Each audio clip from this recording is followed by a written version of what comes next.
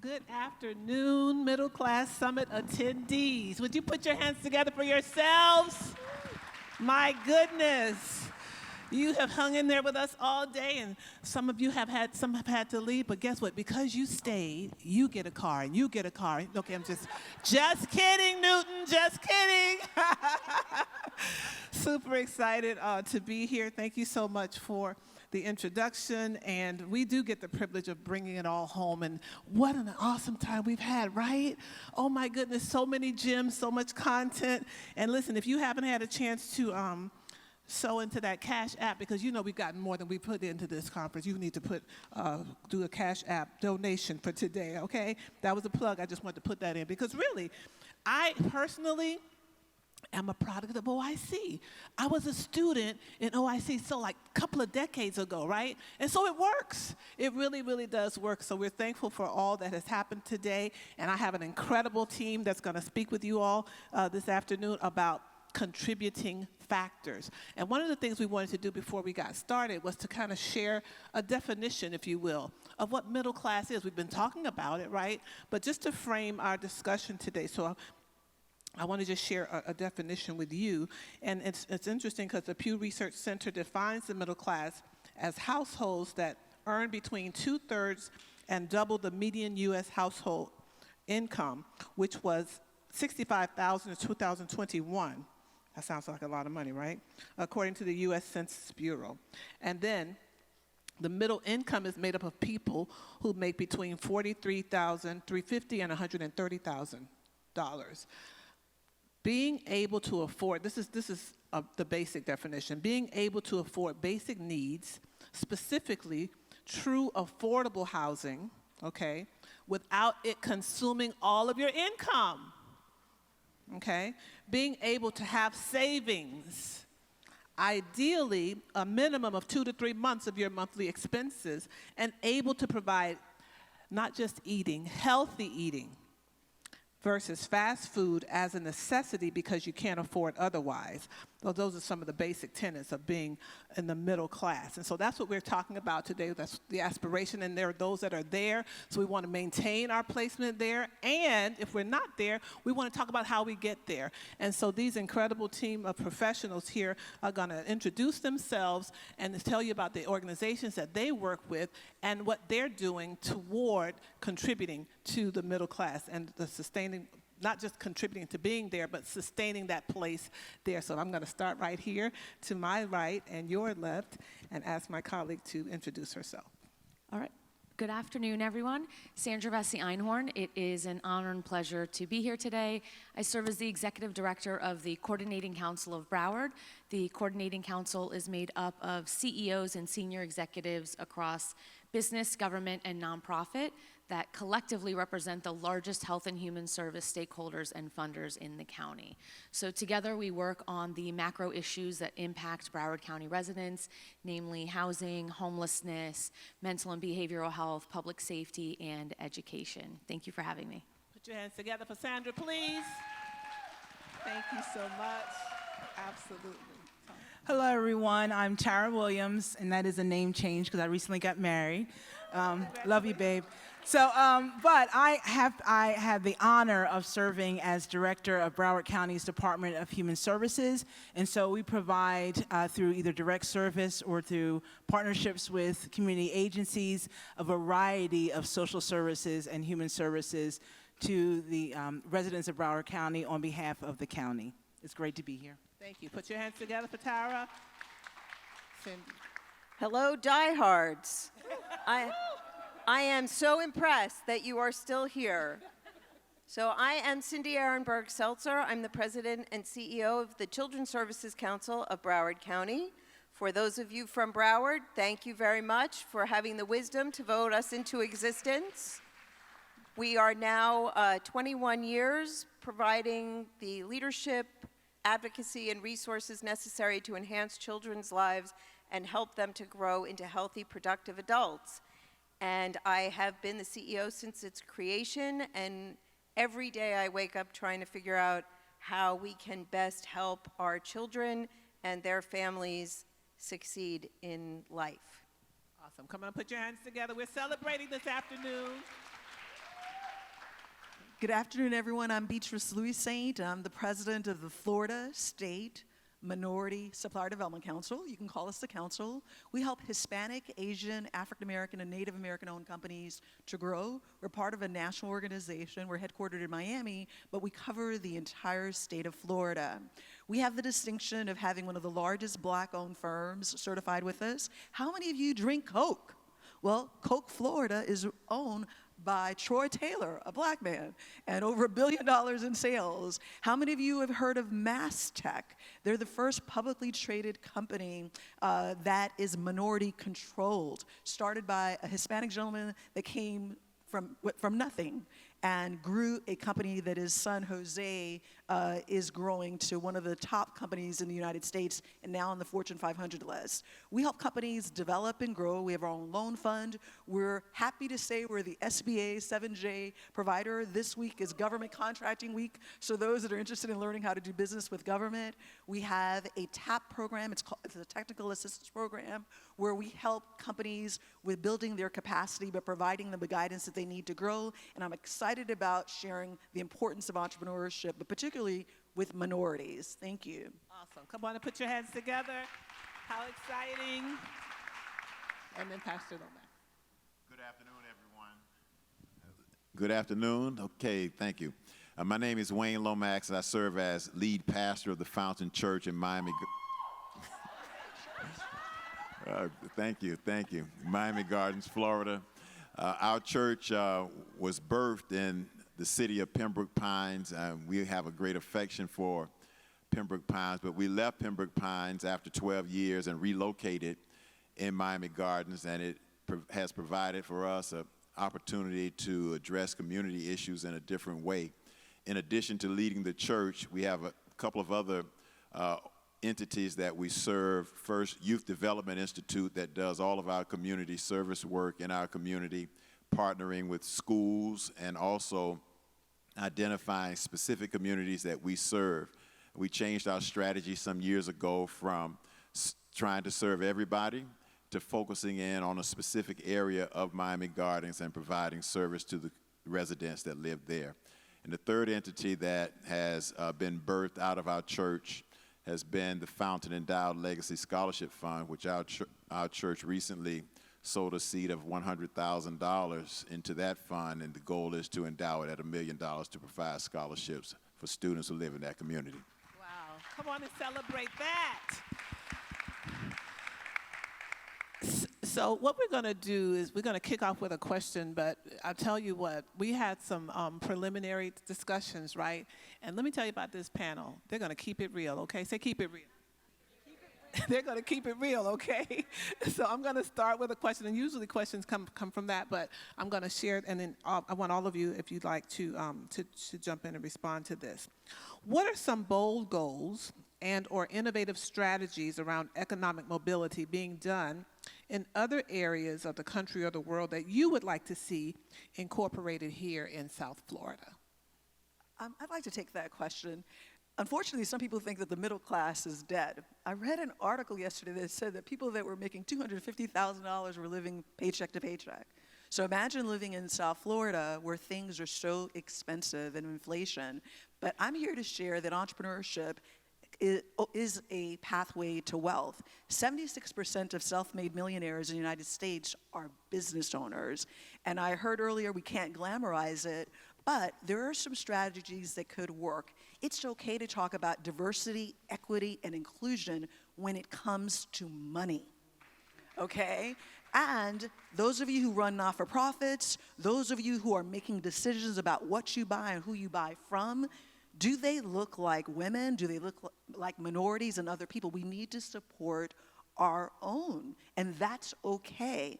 And we have to ask that our taxpayer dollars, in terms of we're contributing to the tax base, well, it's important that it's reflective of who we are and that government contracting opportunities clearly are included, and minority women businesses are engaged as well, because we're paying taxes that some of these really large institutions are not focused on minority businesses and how do we grow from within, because those are the true job creators. We trademarked the phrase doing well while doing good. Well, minority businesses give to the church. They pay taxes. They provide employment for people that are hard to employ. They provide scholarships. So it's so critical that we think about entrepreneurship as a way to the middle class and to wealth. Awesome. That's very good. Thank you. Anybody else want to touch that? Okay, let me ask you this, Tara. How can we mobilize available government and private resources to better address barriers? We've been talking about barriers all day and yesterday. How can we mobilize to better address them? So what I always look at is the pre-work before the assignment, right? So I'm going to look at the pre-work. And so it's a challenge for all of us as helping organizations, right, that we help others, that we look at what role, right, that we play in this whole continuum, in this whole barrier-breaking process, right? So whether you're a funder or whether you're a convener, you're bringing people together with those, thinking about those ideas and making action plans, whether you're a developer of resources or a connector of resources, and that could be money or people, whether you're a capacity builder, ensuring that leadership, future organizations are ready to take the lead, right? Or are you an advocate, right? So you are giving voice to those who aren't, they do have a voice, but sometimes those voices are stifled or deliberately unheard. So finding out what your role is, right? And then not only that, examining how you are practicing that role, right? So for instance, if you're a funder, are you really strategizing and targeting for specific impact, right? And are you really, really having flexible funding to respond in the way that you need to the problem or the barrier, right? So the one thing also I have to say about collaboration, right? I always say that our complex community problems really require a collaborative community response, right? So that's everybody, but we know that no one organization, no one person, no one institute, no one local government can solve these complex problems, right? I love this quote, and it says, if one person brings food to the table, we have a meal. But if everybody brings food to the table, we have a feast, right? So it's so necessary that we all come to the table, knowing our roles, we practice our roles, and we come together. And the other thing is that we have to really, really commit ourselves to be authentically community engagers, right? Community involvers. And so that means, so I love this. So in the Human Services Department, we do like a call and response approach. So, and I know that some of you have heard of that call and response. So that's where a person, says something, like the leader will say something, and then the audience responds. So I was thinking about what's a good example, right? So let's do it. So forgive me, Newton. I don't know if he's in the room, but forgive me, but I'm going to start with this. Ain't no party like an OIC party, because an OIC party don't stop. All right, so there you go, right? Yes. So that's the call and response. So how does that look in what we do, and how do we mobilize and all that? It's meaning that we're turning outward, we're listening to the community. We are not the callers, right? We're the responders, right? So we don't lead the dialogue, we're following the dialogue, right? So we have to really use that authentically, and then I believe that we really have to work in the notion, the reality that how to help a community, right? The solutions are rooted in the community, right? So the community, they know how the help that they need, when they need it, how they need it, where they need it, and we have to listen and we have to respond correctly. And then, right, after we get all that right, then we mobilize. We can leverage our roles, our resources, our relationships in making sure that we're being collaborative and that we have a keen focus on community engagement, and then we can mobilize to address these barriers. And I'll just sort of piggyback off of that because she said the word Collaboration County, or she said the word collaboration. Here in Broward, we like to say we are Collaboration County. And working at the Coordinating Council, I'll give a quick shout out to Mason Jackson, one of the founders of the CCB. But it really speaks to the extent that we really purposefully seek to coordinate efforts. The Coordinating Council is made up of the leaders from education, from public safety, from health, from human services, the entire continuum of health and human Human Services. And while there might be groups within the CCB that meet on a regular basis for demographic or population-specific children and families or seniors or in a specific location, the CCB is really intended to have those holistic conversations, to recognize that education is healthcare, that public safety is education, that all of these things are correlated together. And when the CCB reconvened in 2016, it was around the United Way's ALICE report. For those of you that aren't familiar with ALICE, ALICE is an acronym, Asset Limited, Income Constrained, and Employed, and turns out that nearly 50% of Broward County residents are ALICE or below. And the number one issue that was impacting all of them, which ties into today, you know, what really holds people back from entering middle class is affordable housing and the lack of affordability and the housing crisis that we currently have. And what's ironic about the CCB taking that issue of housing on back in 2016 was none of them were housing subject matter experts. Some of them funded housing, some of them might have a program that they were supporting, but none of them were subject matter experts, and universally all recognized it didn't matter what they did within their organization. If we didn't address housing, if we didn't address housing instability and the lack of affordability, we weren't going to make strides in any of the other areas that they do have their bread and butter programming in. And so we've really seen that magic in Broward and at the Coordinating Council in being able to have those conversations and being able to say, hey, this isn't really my wheelhouse, but I know that this impacts what I do, and therefore I need to be educated about it. I need to know what those resources are and how we can tie in to that larger issue, recognizing that that larger issue has an impact on everybody. Is it all right? Because I feel like I need to follow my colleagues here, because when it comes to call and response and collaboration, we are great partners, the Children's Services Council and the County Human Services Department, and proud members of the Coordinating Council of Broward, one of those that said housing is really important. Our children, we don't want our children to be homeless. Housing is not my primary job, but as Sandra said, we want the children living in housing. So that advocacy around affordable housing was really important. We also know our wheelhouse. So from the Children's Services Council perspective, we are doing all that Tara talked about. We are in the community. We are talking to parents. We are talking to youth about what they want to do. And we work primarily through the nonprofit organizations such as OIC, one of our great funded agencies. But you can find a lot more of them on our website. The CSC funds over 100 agencies to provide services to over 150,000 children throughout the county, starting from maternal depression, focusing on maternal depression, subsidized childcare, after-school programs for elementary, middle, and high school. We talked before, one of the earlier panels mentioned different pathways, right, and different on-ramps and off-ramps.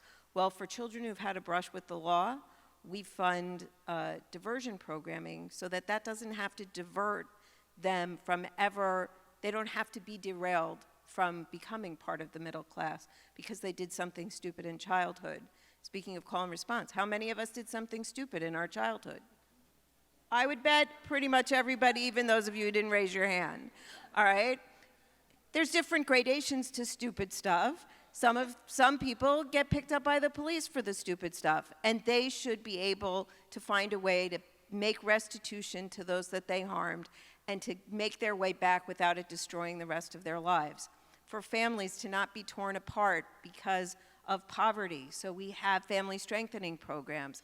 And those, as you heard earlier, to help children find their own path to financial independence and security by getting that first job, by learning a trade. Someone had asked about children with special needs. There's all kinds of programs that we fund for children with special needs to help prepare them for independence.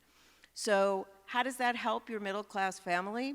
Well, it takes some of the burden of paying for those programs off of the middle class family's background, or your lower income family who's really trying to make their way up. They can know that their child is safe in an after-school program where they are getting more connected to their school, they're learning skills. It's not just babysitting. They are helping to advance their academic career or find up their own path for where they want to go in their future.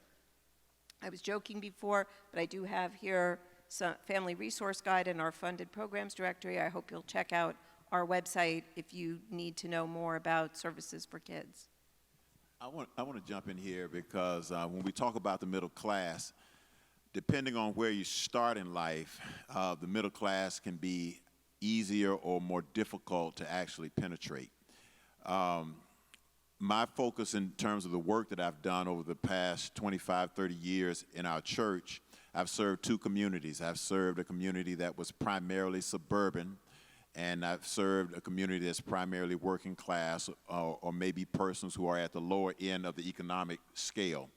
And the contrasts are just startling. So when I was in my suburban community, I had one type of clientele, and I would read some books, and some of the books would say that 50% of black males who start school, who start the 9th grade, do not graduate from high school. But I would say, well, that's kind of far-fetched because everybody who's in my environment, all of these kids are graduating from high school. When I moved to another community, I saw it was a totally different thing. I would go to the high school and I would meet and talk with a person that may be a junior or senior in high school. What do you want to do? I want to go to college. Have you taken your college prep test? Some of these students were seniors in high school, and they had no idea as to how to take a college prep test. And so I remember saying to one student, I said, you are a senior, it's April, and you haven't taken your college prep test, and you intend to go to college. I said, do you understand that every seat in college that's for admission for a incoming freshman is competed for? There are people competing for these seats. And so when we talk about entering into the middle class, depending on where you start or where you are, it could be more difficult or it could be easier for some persons to actually penetrate whatever barrier or veil there is to get into that space. And the reason I wanted to speak about it in those terms is because on one of the earlier panels, someone made reference to the institution of slavery. And I'm not so sure as to whether or not we have adequately addressed all of the setbacks that occurred as a result of slavery, because there have been impediments after impediments, irrespective of what gains have been made, then new impediments are birthed and created. And so communities that have a history of slavery, many times what's happened, like if you were in the South, most of us are familiar with the Great Migration. People left the South to try to escape the abrasive poverty and brutality of the South, to go up to the North into a different type of work environment, only to get trapped into low-income housing and projects and those types of things, and things keep changing without the actual situation ever really shifting. Because to get into the middle class, there's one factor primarily that gets us into the middle class, and that's money.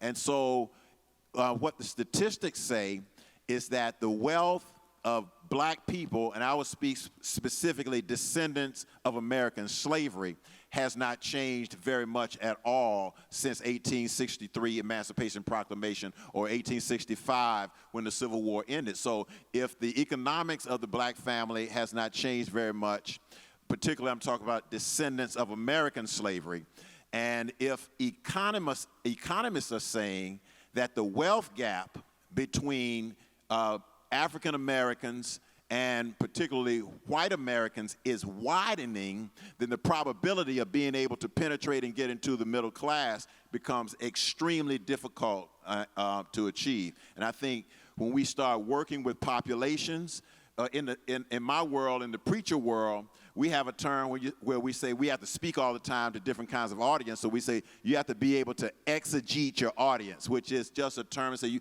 have to know who you're talking to. And so when you're trying to serve a population, if we don't take into consideration the types of historical steps that a person family has gone through to get to this place, then it could be that all the programming that we do and the efforts that we do has very slow traction in terms of catching root. But I think we have to have some type of historical frame of reference, understanding where these people who we're trying to serve come from. So final example, and I'll be quiet. So one of the communities that we're serving now, there's a family in a low-income housing development. Young lady has a job. She has a second side hustle where she cooks food and sells it to people. But she told me that she's been living in this low-income place, housing development where she lives. It's 4 generations that's easily traceable. Her grandmother lived there. Her mother lived there. She lives there. And her children are growing up there now. And so when we talk about accessing the middle class, we definitely have to understand what have these persons in these communities gone through, what has been their history, and how do we take into consideration and have some type of sensitivity to this so that we can try to help our programs be more successful, because one size fits all certainly it's not going to work. Wow, what a powerful history lesson, right? Come on, put your hands together for that.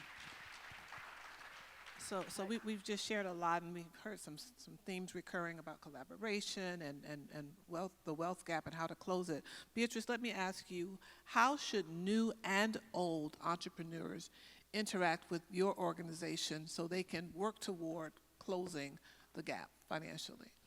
So, again, there are a lot of services out there for entrepreneurs. Unfortunately, in terms of strategy and what's happening is things get funded and programs and commitments are made, but they're not tracked. And we need to really figure out what's working, what's effective. There are some things we could do differently. Like, we don't have any baseline information on some of the challenges that our business owners have. If we solely asked some simple questions when everyone did their tax receipts, we would understand how do we pinpoint what the challenges are by asking them. So we only do the business census, and it's late for the last several years, so we understand where folks are. From our loan fund to our advancement management program, our technical assistance, we can't do it all in terms of the services that we provide. We certify, and it's a national certification, but there are several other organizations throughout the community that are providing services as well. And one of the first things that I tell people to do if you want to be an entrepreneur is that follow-up. Because the information that you get and what you do with it and how you act upon it is so key to your success. During racial unrest and COVID, so many commitments have been made to communities of color, but we're not necessarily seeing what the true impact is. And a lot of it is going to administration and not necessarily out in the community. There's no one saying, how do we hold these corporations, these government agencies, these foundations' feet to the fire? Locally there's the Knight Foundation, but there are 50 other larger foundations that lost billions of dollars, but still are, have so much money. We need to demand more of these private foundations. If you think about the richest man in the world who owns Tesla, he has his own foundation. I say pull up what he's done in terms of who he's given, what's really being impactful. Yes, the concentration of wealth is in so few hands, but we need to do what Bill Gates has done and said, hey, or Mackenzie Bezos, I want to make an impact now. And I submit to you that entrepreneurs, in terms of hiring, taking chances on people that others don't take chances on. So everything that we can do to help entrepreneurs, and when you're sitting in those rooms and making policy decisions, how is it being inclusive? That's good. And I would just say, when you talked about there's no one necessarily studying impact, right? This is another place to partner and collaborate with universities and higher ed and individuals that are doing research, right, and getting those research projects done. And I'll put FIU out there. FIU is in the house, right? FIU's in the house. They're in the house. They're in the house, right? Panthers paws up, yeah. But that's another opportunity to really kind of delve deeply and have that research too. EK, can I add to what she just Absolutely. said? It's so powerful, and I really want to thank what the Children's Service Council does and what we're doing in housing with Ms. Einhorn, and because all of these things are doing a great job. The issue is very complex. It's not a simple issue. It's not a one answer issue. So we can put forth a lot of effort, and sometimes it's like throwing a pebble in the ocean, but we still have to throw the pebble in the ocean. We have to keep trying. One of the things someone said in one of the earlier panels was talking about exposure, and so early exposure. And so in the work that we're doing, trying to expose these types of concepts and ideas to kids early in their lives. And so if the answer is economic, I think the middle class is primarily defined by economics, right? Is that a fair assumption? So one of the things that we started doing is when we're working with kids, and we discovered high school was too late also, so you have to go with elementary and middle school kids, is that we started introducing them to professions that will allow them to earn the incomes that will allow them to support themselves and their families. So very early on, we are going through learning and repetitive exercises where we're introducing to you early on what these professions are. Because the truth is, every profession will not allow you to access the middle class. It doesn't pay enough money. And so early exposure to what some of these professions are, how much these professions pay, and what's the route to get into these professions. So just because you said that, I have a really good resource for that. One of the things that we fund is Kid Vision through WPBT. It's also available online. The Kid Vision mission, Miss Penny, is a rock star of the preschool set. And she takes children on tours of all different activities. She's been doing it now for, almost 20 years. So she's everywhere, all kinds of professions, from astronaut to librarian and volunteer. And so for your little ones, it's a great way to introduce them to that. EK, one other thing, if we simply taught our kids home economics and credit and interest rates and so forth, if that was mandatory, we talk about what we're not going to teach the kids, but if you understand how credit impacts your life from moving forward, if we made just that one change and made it mandatory, before you graduate from high school, you need to understand about money and what it's going to do. I think that's something, it's okay to teach them about the profession, but how do I manage my personal finances so I don't have the hurdles? So that's something from a policy standpoint we can easily change to make an impact. So I'm going to jump in. Originally, I was going to comment on what Pastor Lomax said, and I'll get to that too, but what you said was brilliant. I mean, I grew up in a middle-class neighborhood, and I distinctly remember going to college, and the first time that I went to Publix, I was like, oh. I remember calling my mom. I'm like, were we rich growing up? We had like 3 or 4 boxes of cereal at the house, and I'm looking at how much cereal costs and how much fruit costs and thinking, how did I graduated with honors? I had this award and that award, and I went to college not knowing a thing about personal finance. I had my credit card that first month. I had a $500 limit, and I thought, oh, well, I'm going to graduate with a degree. I'm going to get a great job. $500 every month, that's going to be easy. So I spent my $500, and the second month, I went to go use my credit card, and it was declined, and I called the credit card company, and I said, hey, where's my $500 this month? They said, no, it's $500 and you have to pay that. And I thought, oh, wow, no one really taught me that. I guess I'm going to have to figure out how to get gas money in my car to drive 3 hours home so that I could fill up my fridge with the food for my parents. So I definitely agree that just some of those little things that we take for granted, you know, I don't know if JA is still here or not, but where was BizTown when I was when I was in elementary school? I mean, what my kids know now because of my mistakes and me trying to teach them these things is completely different. I mean, my parents laugh at me and I tell them, like, you should should have been teaching me this stuff because I left to college unprepared, and again, had everything that I needed to be successful, and yet still was kind of blindsided by the realities of the world.